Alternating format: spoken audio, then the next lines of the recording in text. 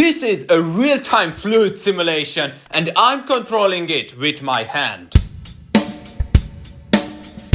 today's video we are going to build a physically accurate real-time fluid simulation in Python. Yes, I know, most simulations like this are written in C or C++, but to be honest, I hate C and C++. So I decided to attempt the impossible and try to create the cream of the crop of simulations in Python at the quality as if it were written in a language optimized for this. And I'm not stopping there. There will be a few secret extra features that I think will absolutely blow your mind and surpass most fluid simulations out there. Before I dove into coding, I had to understand one thing: how water actually behaves in real life.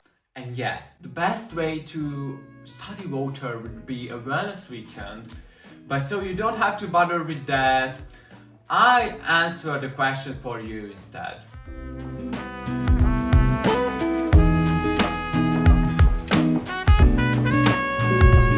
So now the question might arise: how can we simulate the motion of a fluid on a computer?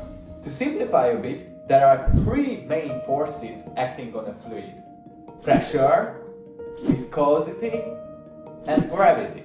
Let's start with pressure. Here I have a balloon that I will inflate a little.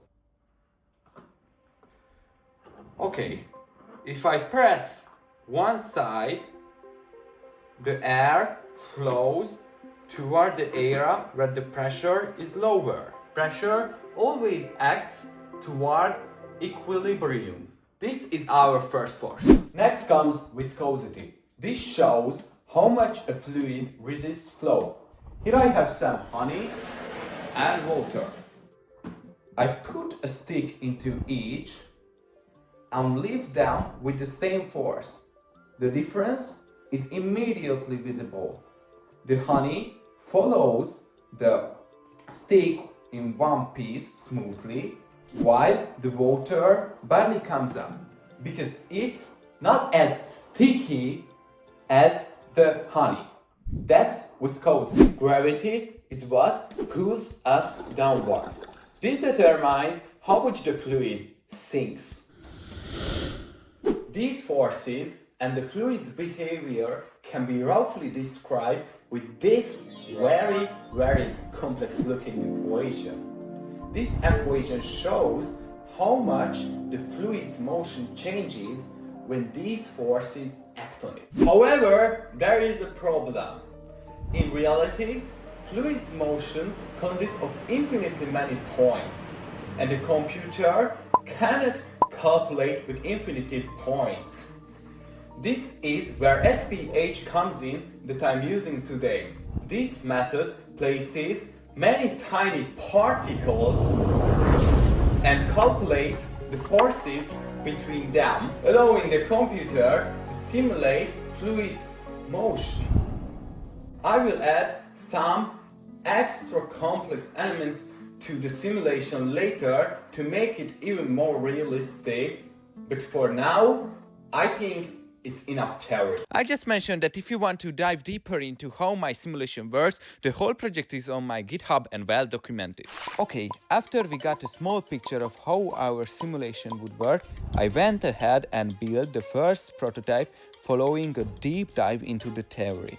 Or rather, I would have if I hadn't messed something up. Bruh. Okay, after 3 hours of work, I finally found a mistake, but still. Okay guys, at least the fluid simulation has started now, but look, something's seriously wrong because this doesn't look like a fluid simulation at all. Even though these failed fluid simulations didn't work the way they were supposed to, each of them turned out quite unique. For example, here is one where, due to the high viscosity, the particles slowly merge into a single point. After that, I still had a few more hours of work ahead of me before I managed to create this, the very first prototype. It wasn't physically as accurate as I wanted yet, and I hadn't implemented some of my secret ideas either, but at least it was starting to resemble something fluid-like.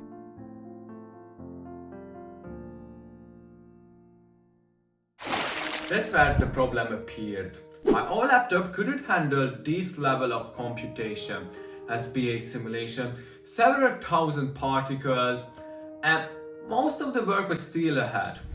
And this didn't just hit me now. I know for years that if I want to seriously train neural networks and build serious simulations, I have to upgrade.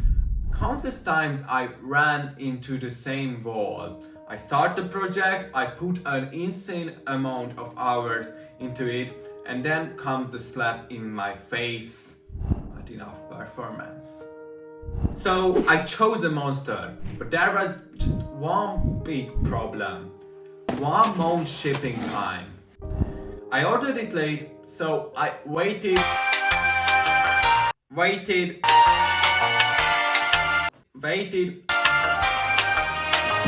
and waited a bit more. But finally, ASMR unboxing time. Ta-da! Okay, this thing is heavy.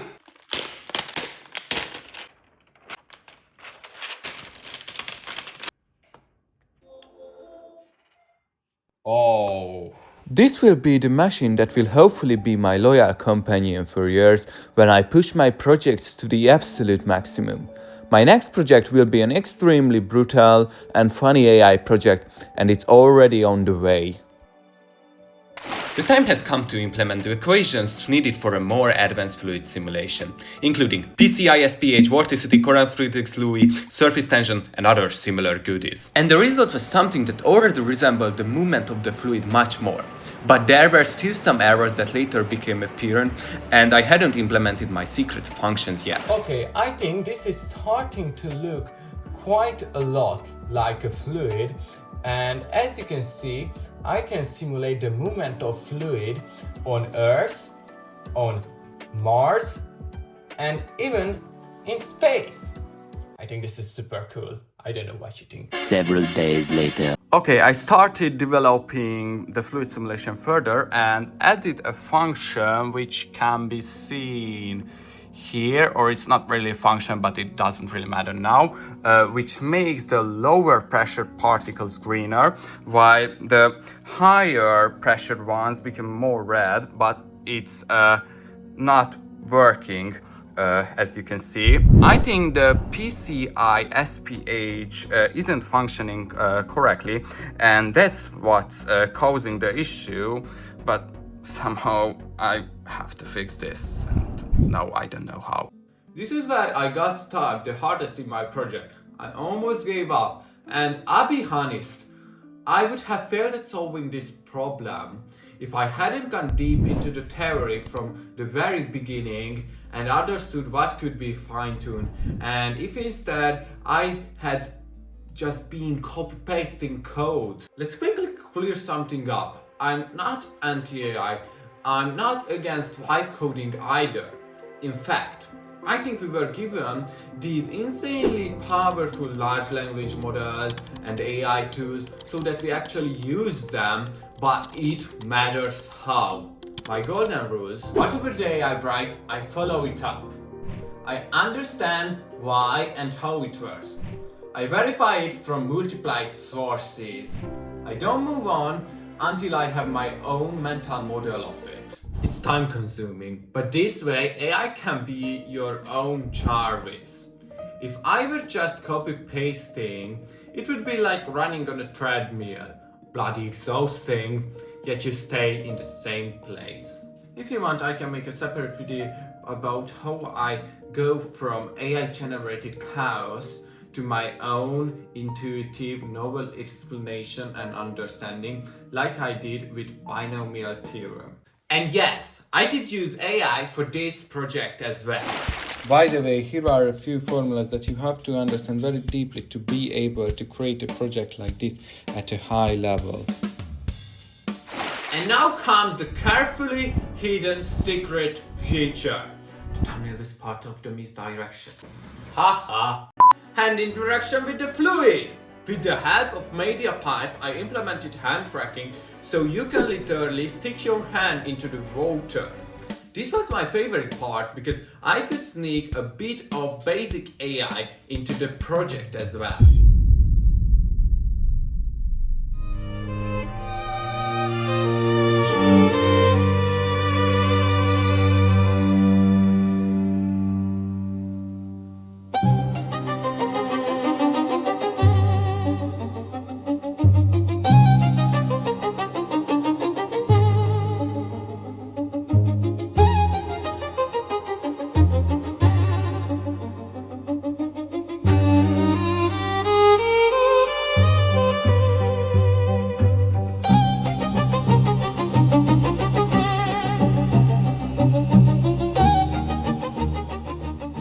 So this is the project, an interactive real-time 2D fluid simulator in Péter.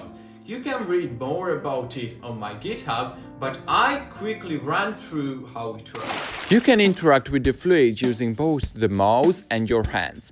If you clench your hand into a fist, you can grab it and move it in a stable way. You can switch between gravitational effects using buttons or the graphical interface.